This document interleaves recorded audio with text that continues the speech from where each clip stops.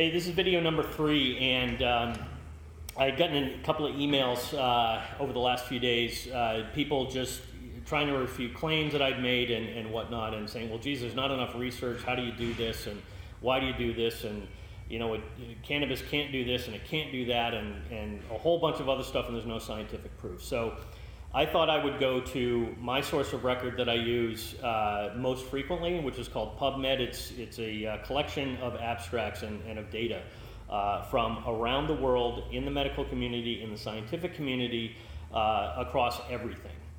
It's not just cannabis, it's not just pharmaceutical companies publish their studies, their research, etc. So it's a great place to be able to get actual studies. I will tell you that the amount of information there is staggering. That most of the abstracts and most of the articles that are in there are very, very technical. You're going to find yourself, using a dictionary or an online dictionary to look up words. I know I have to sometimes to figure this stuff out because it's very, very technical. But it lays out very, very clearly, in some level of complexity too, but lays it out in such a way that there is an awful lot of science. And the benefit to science and being able to do research and whatnot is that science and being able to prove this out time and time again means that cannabis from 10,000 years ago is different obviously than today through genetics and some other things, but the effects and the treatments of cannabis with those levels of cannabinoids, with that level of genetic material of cannabinoids would be able to be replicated 10,000 years later to be able to treat the same diseases. Merck, I know up until I think it was about 1830, maybe it was 1850, but Merck had, I believe, over 100 drugs that were containing cannabinoids. They were pills or little glass bottles. A friend of mine was able to find some glass bottles that still had some cannabis tablets in them, went and had them tested. These things were, 80, almost 100 years old, and went and had them tested, and turns out, guess what, there is THC and CBD in them. So this is medicine that's been used for a very, very long time until it was outlawed through the U.S. federal government. So for the folks that were asking me though, well, geez, where's your substantiation? There's not enough research, and I hear that from politicians too, and I read a lot. And geez, there's not enough research. There's not enough research. There's not enough research. I don't know what people are not looking at to establish whether or not there's research out there, but I went and I did a quickie search on PubMed about an hour ago, and I thought I'd share it with you. So as far as abstracts, as far as pieces of content, there are 15,100 published studies and pieces of work just doing a keyword search on cannabinoids. There are 17,656 studies published, again, searching for cannabis. There are 27,073 studies that are focused on marijuana.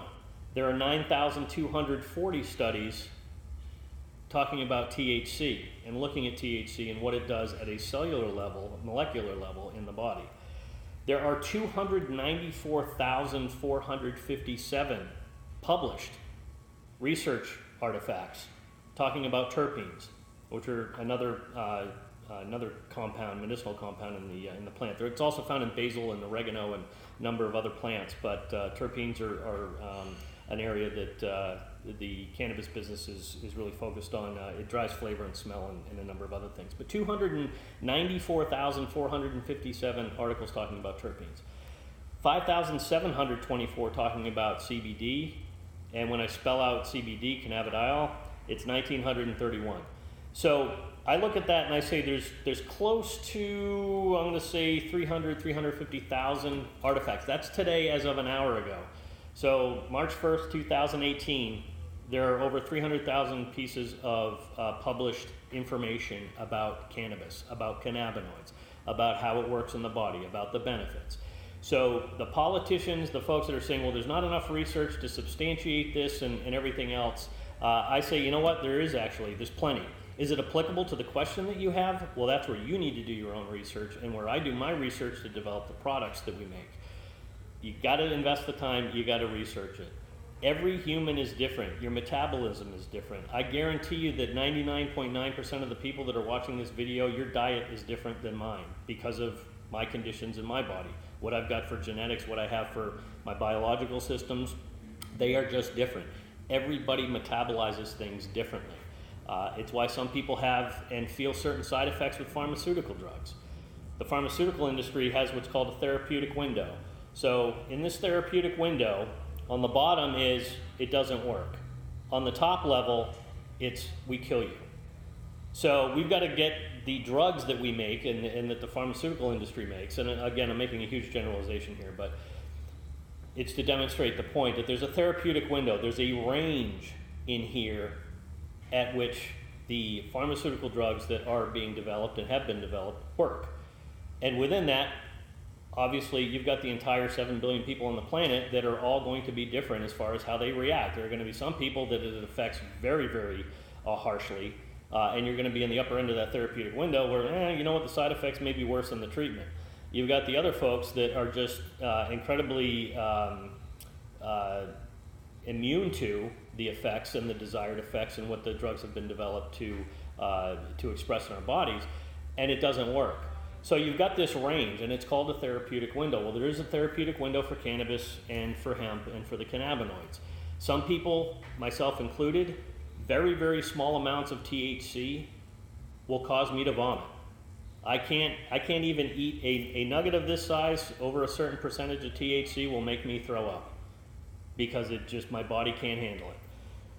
The hemp, haven't had an issue with that yet. Again, very, very low THC. By definition, it's 0.3% THC at the dry weight of the flower. So there's less than 0.3, it's actually 0.27% THC in this particular strain of hemp. So this actually works. There's a little bit of THC, so it helps as far as activating my ECS and triggering those receptors and opening those up and making them receptive to the other cannabinoids that are in this plant. But to take something that's a 30% north or even over 18%, I'll get sick. And I've thrown up before, even as a teenager and trying it recreationally, thrown up hanging off the back end of my friend's Pinto.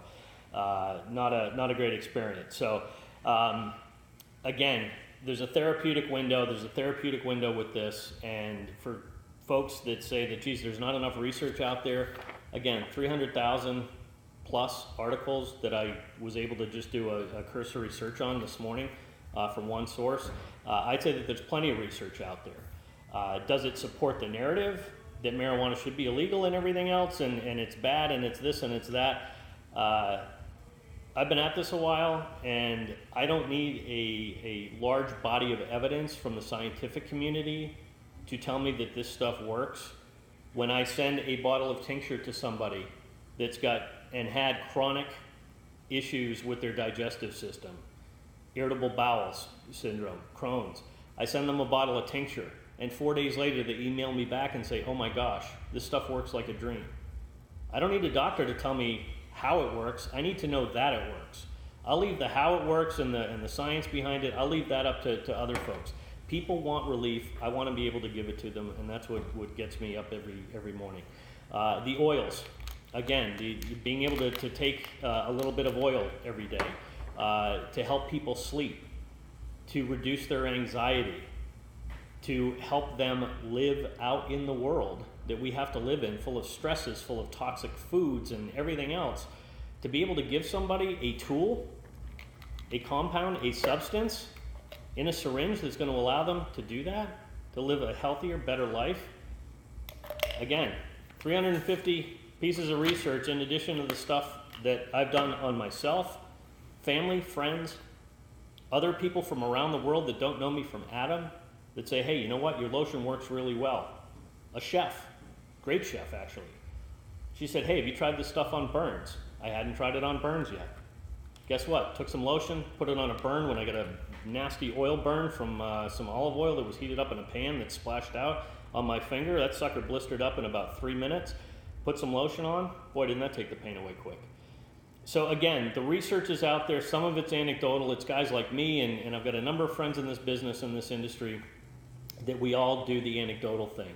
But again, there's over 300,000 pieces of research that are out there that encourage us, that help guide us to make the decisions, to explore this stuff, to breed different plants, to try and get the genetics dialed in so that we can get the medicinal compounds that are in these plants, the cannabinoids, the terpenes, out into other products that people can consume to to help treat conditions.